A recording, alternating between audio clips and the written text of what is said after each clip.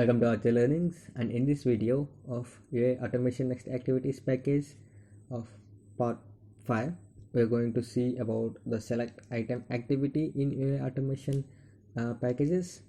And if you haven't subscribed to our channel, please consider subscribing for more videos, and if you like this video, please give it a like, and if you have any other doubts, please do mention them in the comment section below. So what is a select item activity? Usually the select item activity we will use in drop downs, where we need to select a particular item from the list of drop downs.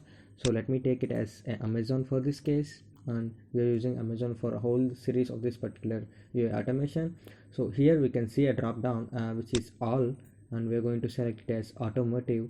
How we can achieve that by using this particular select item activity in UI automation package activities. So the first thing here is we need to use a use browser application scope for this particular window to be open. If you don't know how to do it, then go back to a starting video of this particular series, then watch it. There are 3 more videos which need to be watched by you, and go back to them and then come to this particular video.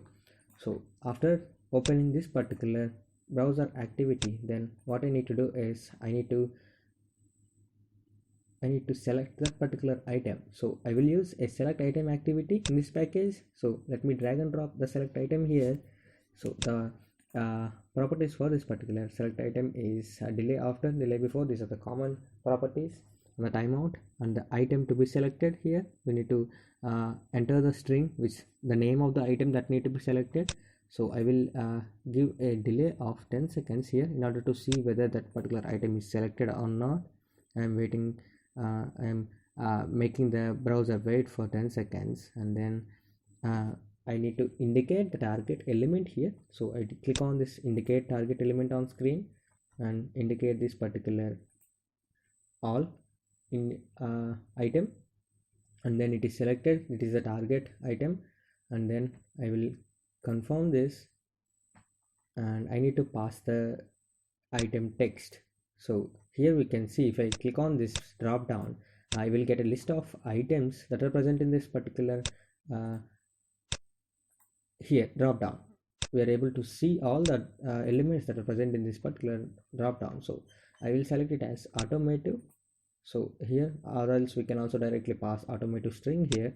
So this is how we use select item activity of UI Automation Next Activities package. And let me run this and show you how it works. Then let me close this one and click on debug. So we will see how now by using this UI browser scope, we will open this particular browser. Now the browser is opening, so it will try and select this particular item automotive in this particular screen where there is all, and it will need to click on the particular drop down, and then it need to select the automotive there. After that, it will wait for 10 seconds. So see, we can see that it is selected the item from this particular drop down as automotive, and it is waiting for 10 seconds. So let me stop this one as our task is completed now.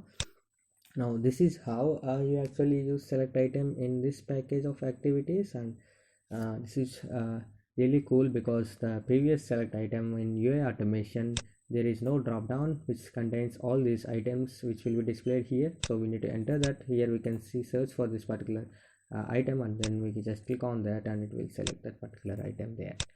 So this is it for this video on how we will use select item activity in UiPath Automation Next Activities.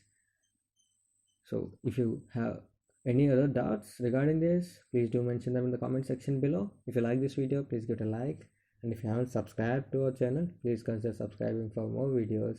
Thanks for watching.